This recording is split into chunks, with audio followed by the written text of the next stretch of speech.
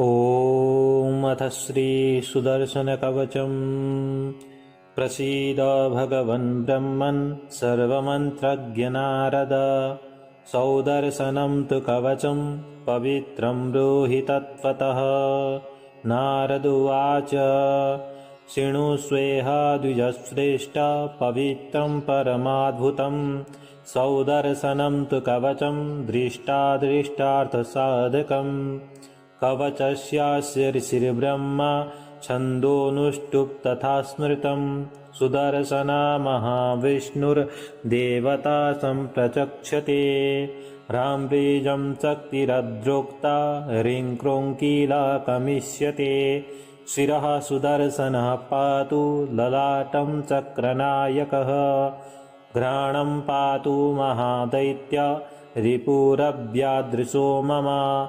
सहस्रारः श्रुतिं पातु कपोलं देववल्लभः। विश्वात्मा पातु मे वक्त्रं जिह्वा विद्यामयो हरिः। कण्ठं पातु महाज्वालः स्कन्धौ दिव्यायुधेश्वरः। भुजौ मे पातु विजयी करौ कैटभनाशनः। षट्कोणसंस्थितः पातु हृदयं धाम मामकम्। मध्यं पातु महावीर्यः त्रिनेत्रो नाभिमण्डलं। सर्वयुधमयः पातु कटिं श्रोणीं महाद्युतिः। सोमसूर्याग्निनयनः उरु पातु च मामकौ। गुह्यं पातु महामाया जानुनी तु जगत्पतिः। जङ्गे पातु ममाजस्त्रम् अहिर्बुधिन्या सुपूजितः। गुल्फौ पातु विशुद्धात्मा पादौ परपुरञ्जयः। सकलायुधसम्पूर्णः निखिलाङ्गं सुदर्शनः। य इदं कवचं दिव्यं परमानन्ददायिनम्। सौदर्शनमिदं यो वै सदा शुद्धः पठेन्नरः। तस्यार्थसिद्धिर्विपुला करस्था भवति ध्रुवम्। कुष्माण्डचण्डभूताद्या ये च दृष्टाः त्रिः स्मृतः। लायन्ते निशमं पीतः वर्मणस्यो प्रभावतः। पुष्टापस्मारगुल्माद्यः व्याधयः कर्महेतुकः। नश्यतेनामन्त्रिताम्बून् पानासक्तादिनावधि। अनेनामन्त्रितास्मिन्नां तुलसीमूलसंस्थितां। ललाटे तिलकं कृत्वा मोहेत्रिजगन्नरः। प्रसीद भगवन् ब्रह्मन् सर्वमन्त्रज्ञ नारद। सौदर्शनं तु कवचं पवित्रं ब्रूहि तत्त्वतः। नारद उवाच शृणुष्वेह द्विजश्रेष्ठ पवित्रं परमाद्भुतं। सौदर्शनं तु कवचं दृष्टादृष्टार्थसाधकम्। कवचस्यास्य ऋषिर्ब्रह्मा छन्दोनुष्टुप् तथा स्मृतं। सुदर्शना महाविष्णुर्देवता सम्प्रचक्षते। ह्राम्बीजं शक्तिरद्रोक्ता ह्रीं क्रों कीलाकमिष्यते। शिरः सुदर्शनः पातु ललाटं चक्रनायकः। घ्राणं पातु महादैत्य रिपुरव्यादृशो मम। सहस्रारः श्रुतिं पातु कपोलं देववल्लभः। विश्वात्मा पातु मे वक्त्रं जिह्वा विद्यामयो हरिः। कण्ठं पातु महाज्वालः स्कन्धौ दिव्यायुधेश्वरः। भुजौ मे पातु विजयी करौ कैटभनाशनः। षट्कोणसंस्थितः पातु हृदयं धाम मामकम्। मध्यं पातु महावीर्यः त्रिनेत्रो नाभिमण्डलं। सर्वयुधमयः पातु कटिं श्रोणीं महाद्युतिः। सोमसूर्याग्निनयनः उरु पातु च मामकौ। गुह्यं पातु महामाया जानुनी तु जगत्पतिः। जङ्गे पातु ममाजस्त्रम् अहिर्बुधिन्या सुपूजितः। गुल्फौ पातु विशुद्धात्मा पादौ परपुरञ्जयः। सकलायुधसम्पूर्णः निखिलाङ्गं सुदर्शनः य इदं कवचं दिव्यं परमानन्ददायिनं सौदर्शनमिदं यो वै सदा शुद्धः पठेन्नरः तस्यार्थसिद्धिर्विपुला करस्था भवति ध्रुवम् कुष्माण्डचण्डभूताद्या ये च दृष्टाः स्मृतः लायन्ते निशमं पीतः वर्मणस्यो प्रभावतः पुष्टापस्मारगुल्माद्यः व्याधयः कर्महेतुकः नश्यतेनामन्त्रिताम्बून् पानासप्तदिनावधि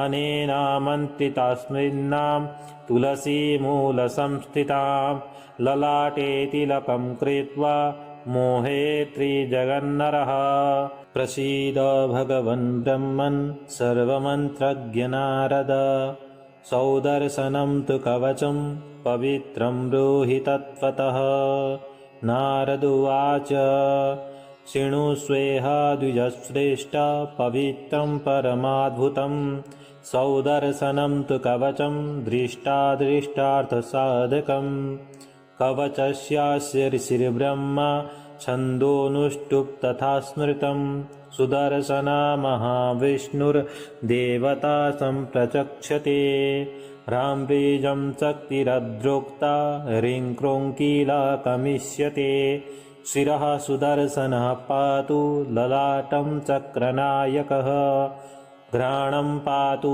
महादैत्य रिपुरव्यादृशो मम सहस्रारः श्रुतिं पातु कपोलं देववल्लभः विश्वात्मा पातु मे वक्त्रं जिह्वा विद्यामयो हरिः कण्ठं पातु महाज्वालः स्कन्धौ दिव्यायुधेश्वरः भुजौ मे पातु विजयी करौ कैटभनाशनः षट्कोणसंस्थितः पातु हृदयं धाम मामकम् मध्यं पातु महावीर्यः त्रिनेत्रो नाभिमण्डलं सर्वयुधमयः पातु कटिं श्रोणिं महाद्युतिः सोमसूर्याग्निनयनः उरु पातु च मामकौ गुह्यं पातु महामायः जानुनी तु जगत्पतिः गङ्गे पातु ममाजस्त्रम्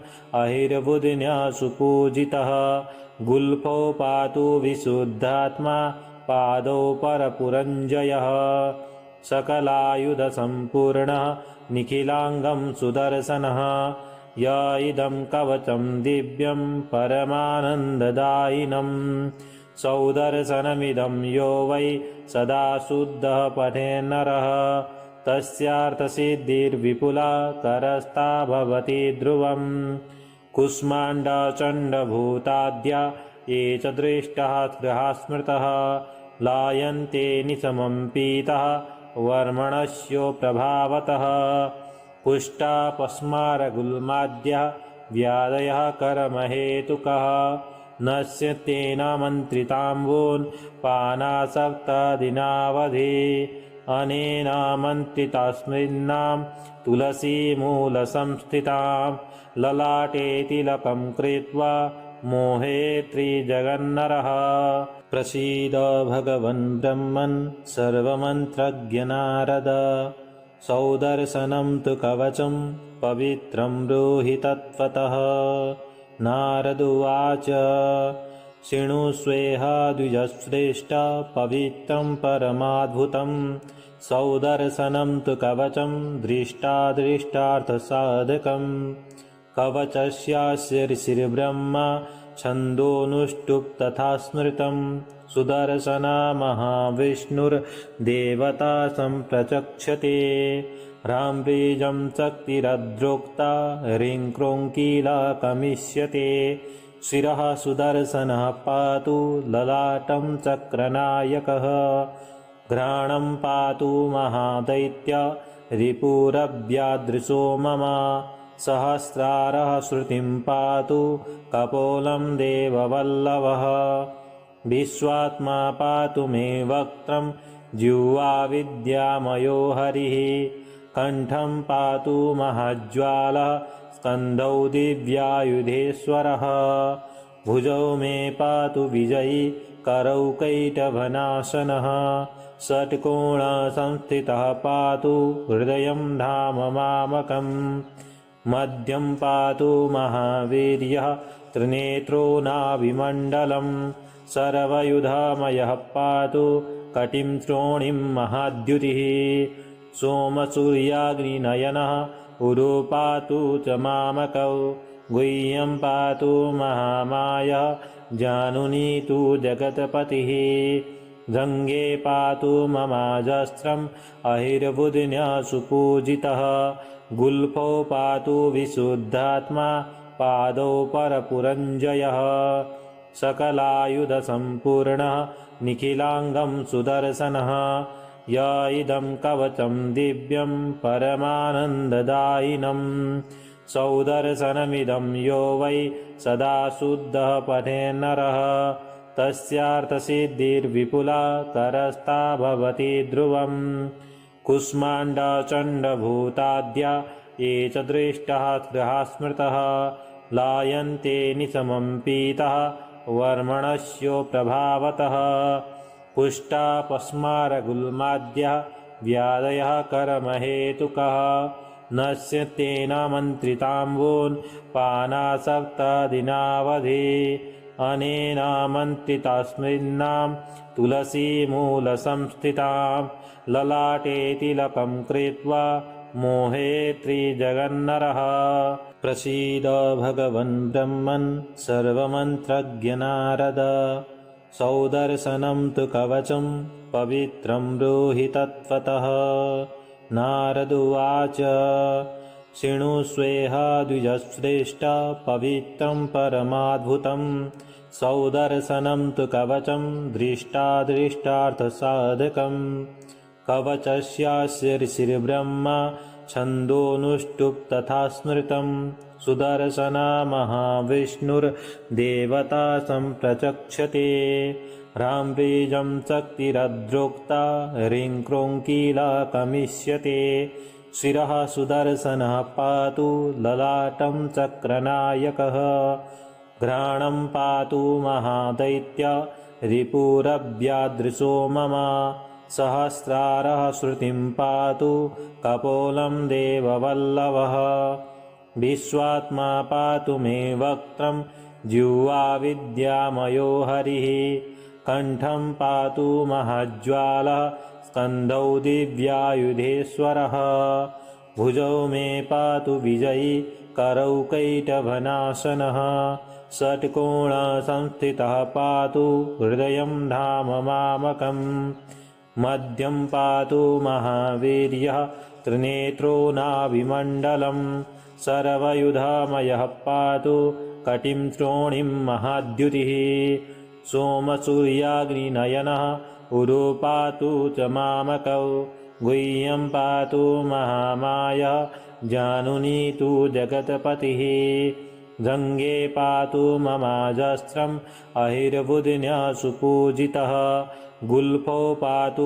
विशुद्धात्मा पादौ परपुरञ्जयः सकलायुधसम्पूर्णः निखिलाङ्गं सुदर्शनः य इदं कवचं दिव्यं परमानन्ददायिनं सौदर्शनमिदं यो वै सदा शुद्धः पठेन्नरः तस्यार्थसिद्धिर्विपुला करस्था भवति ध्रुवम् कुष्माण्डचण्डभूताद्या ये च दृष्टाः स्मृतः लायन्ते निशमं पीतः वर्मणस्यो प्रभावतः पुष्टापस्मारगुल्माद्यः व्याधयः कर्महेतुकः नश्यत्येन मन्त्रिताम्बून् पानासप्तदिनावधि अनेनामन्त्रितास्मिन्नां तुलसीमूलसंस्थितां ललाटे तिलकं कृत्वा मोहेत्रिजगन्नरः प्रसीद भगवन् ब्रह्मन् सर्वमन्त्रज्ञ नारद सौदर्शनं तु कवचं पवित्रं ब्रूहि तत्त्वतः नारदुवाच शृणुष्वेह द्विजश्रेष्ठ पवित्रं परमाद्भुतं सौदर्शनं तु कवचं दृष्टादृष्टार्थसाधकम् कवचस्यास्य ऋषिर्ब्रह्मा छन्दोनुष्टुप् तथा स्मृतं सुदर्शना महाविष्णुर्देवता सम्प्रचक्षते ह्राम्रीजं शक्तिरद्रोक्ता ह्रीं क्रों कीलाकमिष्यते शिरः सुदर्शनः पातु ललाटं चक्रनायकः घ्राणं पातु महादैत्य रिपुरव्यादृशो मम सहस्रारः श्रुतिं पातु कपोलं देववल्लभः विश्वात्मा पातु मे वक्त्रं जिह्वा विद्यामयो हरिः कण्ठं पातु महज्ज्वालः स्कन्धौ दिव्यायुधेश्वरः भुजौ मे पातु विजयी करौ कैटभनाशनः षट्कोणसंस्थितः पातु हृदयं धाम मामकम् मध्यं पातु महावीर्यः त्रिनेत्रो नाभिमण्डलं सर्वयुधामयः पातु कटिं श्रोणिं महाद्युतिः सोमसूर्याग्निनयनः उरो पातु च मामकौ गुह्यं पातु महामायः जानुनी तु जगत्पतिः गङ्गे पातु ममाजस्त्रम् अहिर्बुध्न्यः सुपूजितः गुल्फौ पातु विशुद्धात्मा पादौ परपुरञ्जयः सकलायुधसम्पूर्णः निखिलाङ्गं सुदर्शनः य इदं कवचं दिव्यं परमानन्ददायिनं सौदर्शनमिदं यो वै सदा शुद्धः पठेन्नरः तस्यार्थसिद्धिर्विपुला करस्था भवति ध्रुवम् कुष्माण्डचण्डभूताद्या ये च दृष्टाः स्मृतः लायन्ते निशमं पीतः वर्मणस्यो प्रभावतः पुष्टापस्मारगुल्माद्यः व्याधयः कर्महेतुकः नश्यत्येन मन्त्रिताम्बून् पानासक्तादिनावधि अनेन मन्त्रितास्मिन्नां तुलसीमूलसंस्थितां ललाटे तिलकं कृत्वा मोहे त्रिजगन्नरः इति श्री भृगुसंहितोक्त श्रीसुदर्शनकवचं सम्पूर्णम्।